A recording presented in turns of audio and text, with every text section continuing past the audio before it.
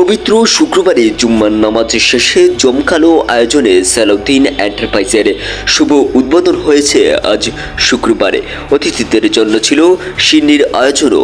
জানা যায়, মৌলভীবাজার জেলার কমলগঞ্জ উপজেলার মুন্সিবাজার এলাকার গরুর হাটের রাস্তার ওই পাশে আজ শুক্রবার 6 জুন জুম্মার নামাজের পর আনুষ্ঠানিকভাবে উদ্বোধন করা হলো নতুন একটি ব্যবসা প্রতিষ্ঠান সালাউদ্দিন এন্টারপ্রাইজ।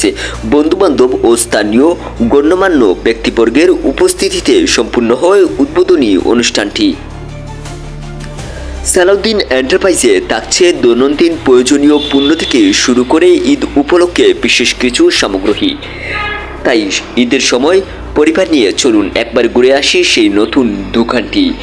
খেতে পারেন সেখানে আপনার পছন্দের মিষ্টি পান ইত্যাদি সকল সামগ্রী মিশিয়ে।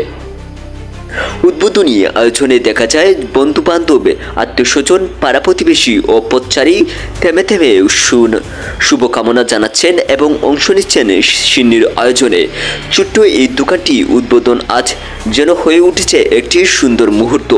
ঈদের আগে এমন একটি সুন্দর দৃশ্য দেখে একত্র হওয়ার পুরো এলাকা জুড়ে বিরাজ করছে আনন্দ।